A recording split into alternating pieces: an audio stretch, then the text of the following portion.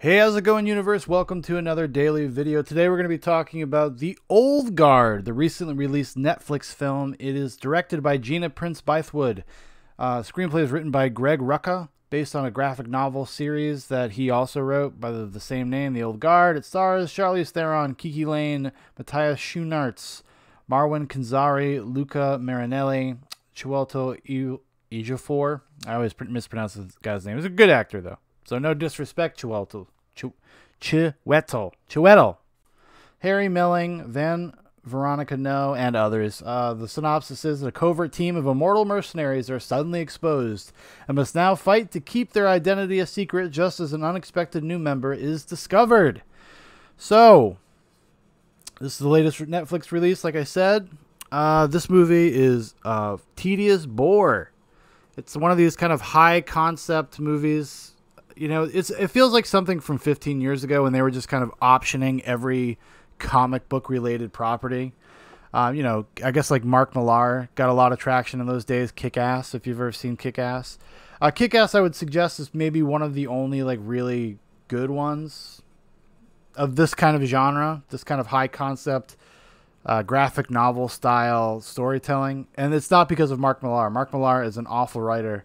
And when they made Kick-Ass, it was like a capital A adaptation.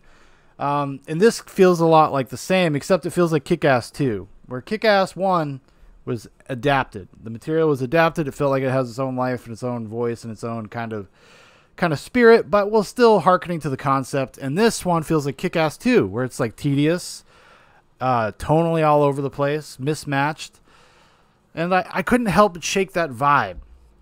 You know, that the early 2000s, mid 2000s, Ion Flux came to mind. Another Charlize Theron movie, because she's just, I mean, she's like a producer now, so she's always trying to find herself some sort of action kind of franchise. A few years ago, she did Atomic Blonde. She's like getting older as a woman now. She wants her slice of the old people action star pie, I guess.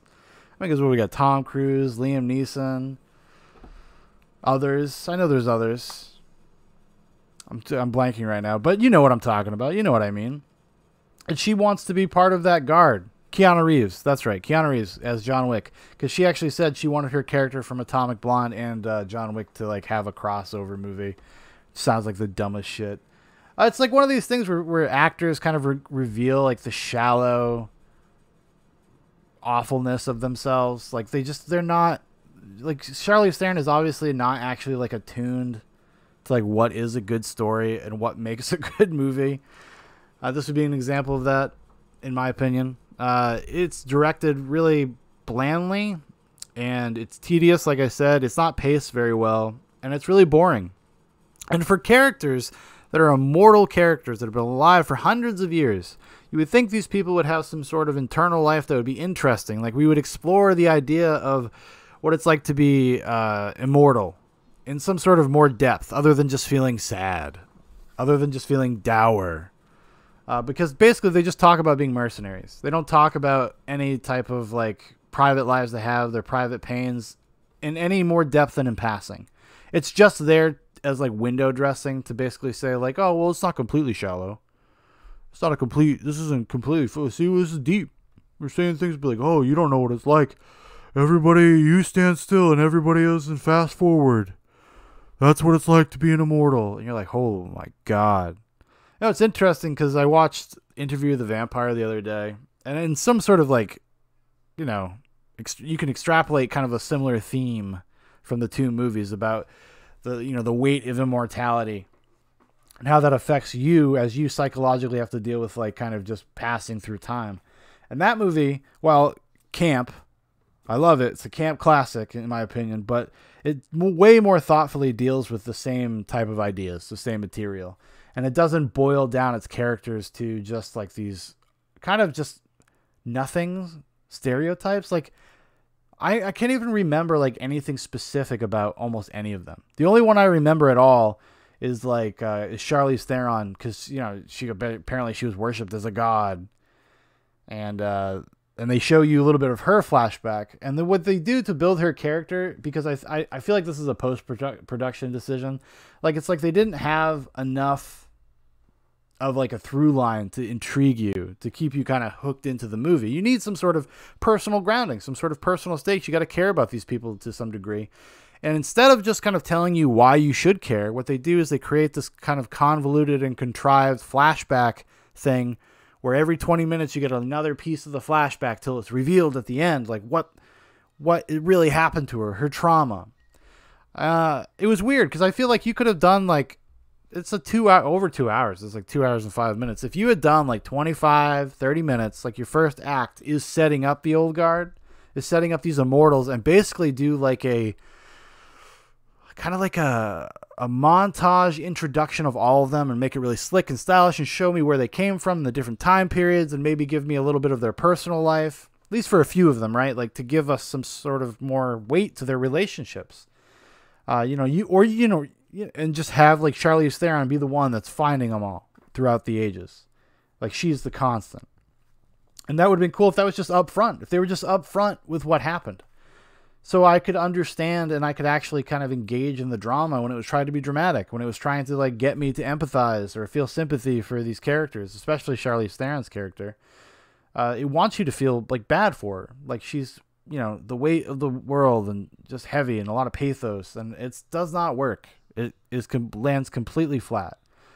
And if the characters weren't bad enough, the plot itself is so like razor thin. Like there's barely anything there. I mean, she's like, we're dealing with these immortal characters and whatnot, but then there's a scientist who finds out about them and he thinks like, oh, if we could study them, if we could study their genes, we'd be able to maybe like cure diseases and we could live forever. We could find our own immortality. Maybe this would be something. And he's not like, doesn't do it in a nefarious way. He does it in a way where it's like for the good of mankind, for the good of science. And so to facilitate that, he has to hook up with a billionaire or whatever, and he's evil. It's the fucking, you know who it is? The kid who's the oh, what's his, Dudley? I don't know. The shitty cousin of Harry Potter. The one that's all in the opening acts of the movie. The one's a bully. He bullies Harry Potter. It's that kid. He's all grown up and he looks just as weird as you think he does. He lost all that weight and now he just looks weird. Like kind of like ghoulish almost. Very, very strange. And that's not, I'm good guy Shaun, okay? I'm not coming down on somebody from their looks, all right? Look at me. I'm sorry. Just messed up my own joke. Because then you looked at me and you're like, what? What's going on over there, buddy? Yeah, so it's like even that doesn't have an interesting hook. Like not something I could really like get into or...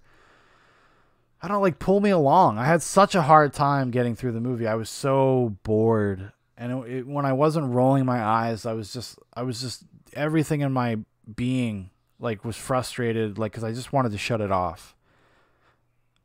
And maybe I should have, if I didn't make these videos, if I didn't need something to talk about, like I had gone too far. Like I had watched an hour of it and I had already crossed the Rubicon. Basically. I was just like, well, now I have to finish it. Cause I have a rule, like, with making these videos. Like, whether these videos are good or bad or whatever, like, I watch the movie. And when you have a busy adult life, watching a movie, like, every day is fucking hard. It's fucking hard to schedule that into your life. For me, it's, like, between naps and feedings with my kid, and at some point, it'll be when I go back to school, it'll be between schoolwork. So, it's not, like, it's actually just not that easy. So, once I've crossed an hour, like, I'm in. I have to go because I have to have something to talk about. I have to have, another movie. I'm very dedicated to doing this. Like if you're going to be like, this is like trial by fire. This is like an attrition process. I've decided I want to try to do this stuff. And I want to be good at it. And to be good at it, you need practice. You need to talk every day. So when it came to the old guard, I kept calling it The Last Order. I honestly, like I had to look up the name of the movie like 4 times. I would just like The Last Order, The Last Guard, like kept popping in my brain. I'm like, what the fuck is this called? So I actually had to just like look up Charlize Theron and go to her IMDb to find the movie. Yeah, but I don't know if I would have finished this otherwise, to be honest with you. Like I probably would have just bounced because it's just so unsubstantial. There's just nothing here that I think is like worth your time. Like the action is not well choreographed. So you don't even have that. to lean back on, because you can forgive a lot of bullshit if you're just like, oh, this is a cool movie, like it's the cool action scenes. I can be pushed through with that.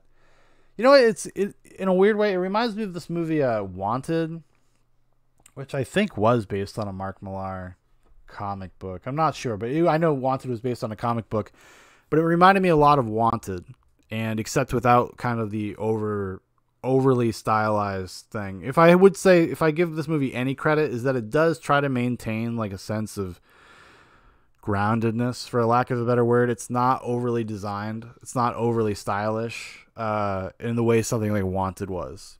But it feels very similar. Like the goals of it don't feel that dissimilar from Wanted. Wanted is a much more entertaining movie.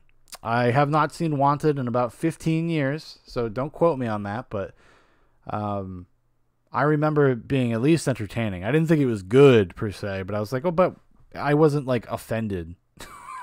I wasn't like so bored out of my mind that I wanted to like gouge my fucking eyes out.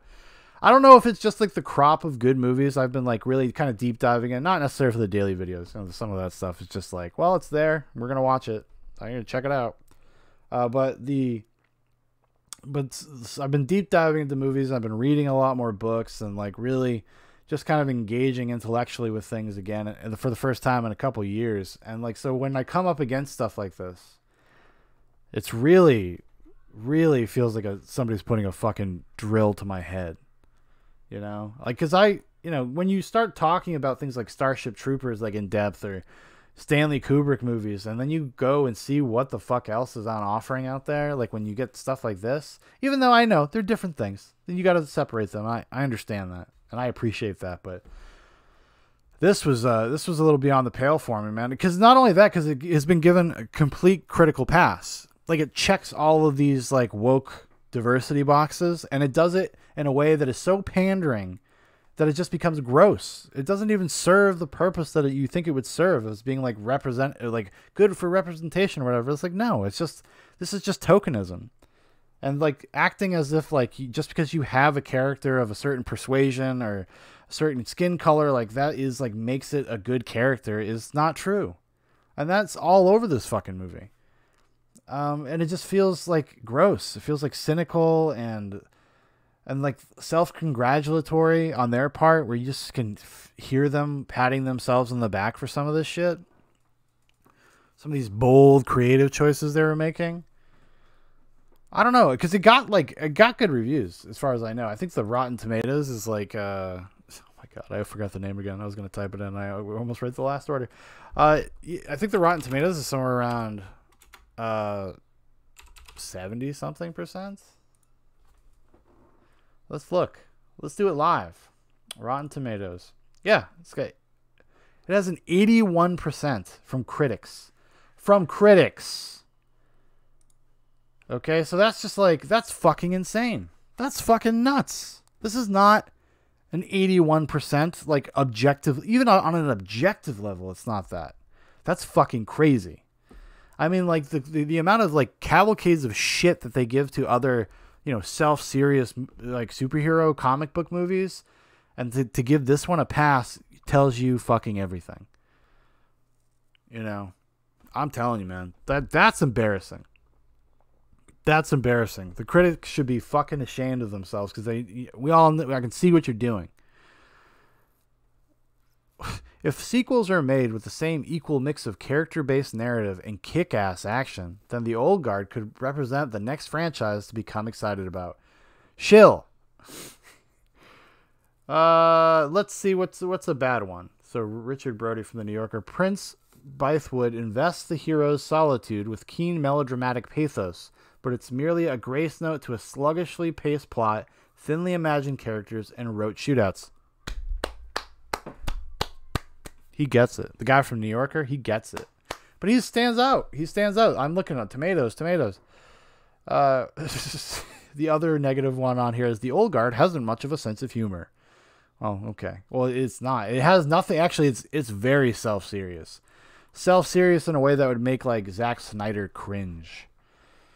No self-awareness. No self-awareness whatsoever. That's nuts, man. I'm a little taken aback. I didn't look at any of this stuff before I came to talk about this. Because I looked at, like, you know, I looked at some production stuff. It's like nothing interesting. It's not even worth mentioning, but oh my gosh. That's fucking, that's crazy.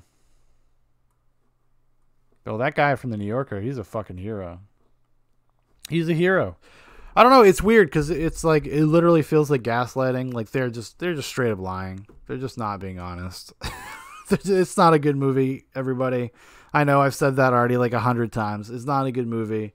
Do not watch it on Netflix. Even if you have Netflix, what you should do is you should take your television and you should throw it out your window and then, you know, then just be done with it. Cinema is dead. Cinema is dead. R.I.P. cinema. Whenever to whenever. All right, everybody. Thanks for watching. Thanks for listening. If you'd like to know more about Zoobox, you want to keep up with everything Zoobox, there's some links in the description for Facebook, for Instagram, for my personal Twitter. Also, if you would like to make a suggestion for one of these daily videos, drop it in the comments, and we'll put it on the list. All right, everybody. You have a good one.